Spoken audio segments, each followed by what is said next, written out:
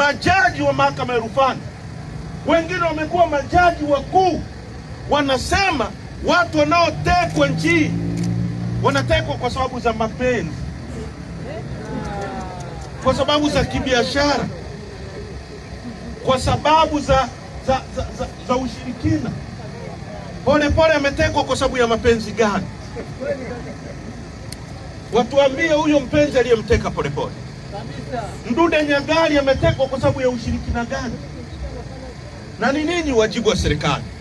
Kama wanajua kwamba watu wanatekwa kwa sababu ya mapenzi, wako wapi wakashughulikia watu wanaoteka watu kwa sababu ya mapenzi? Mimi nimekataa. Sisi tumekataa. Hatuwezi kuwa ndondocha. Nchi ya watu milioni 60 haiwezi kugeuzwa na kakikundi ka watu kwamba wakituambia rangi nyekundu hii ni nyeupe, na sisi tukubali kwamba hata kama macho yetu yanatuambia hiyo rangi ni nyeusi, sisi tuseme ni nyeupe. Inawezekana hiyo? Haiwezekani. Inawezekana hiyo? Haiwezekani. Hatuwezi kuwa taifa la ndondocha. Ndio maana tumerudi kwa full force, na baada ya kamati kuu tutakuwa barabarani. Hakuna rangi ya kuacha. Tuna kikao cha tarehe 28 na 29 ya kamati kuu ya chama chetu.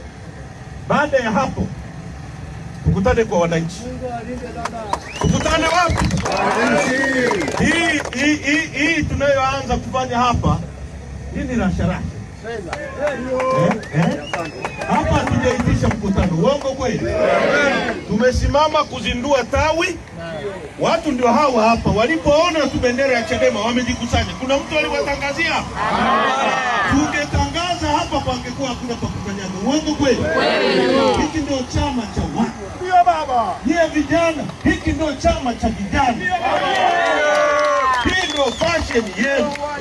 Huu ndio ukombozi wenu. Nyumba unayotamani kuishi iko ndani ya Chadema.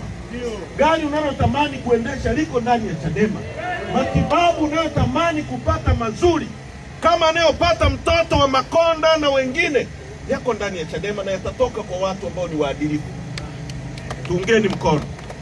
Asanteni kwa kutusikiliza. Tumekuja kuzindua msingi huu, muulinde, pokeeni viongozi wetu. Mwenyekiti, andaeni utaratibu wa kusajili watu, tembeeni nyumba kwa nyumba, nendeni wafate watu kwenye nyumba zao, waambie Chadema tunakuja kuwasajili. Nendeni na kompyuta, wasajilini, wagawieni kadi.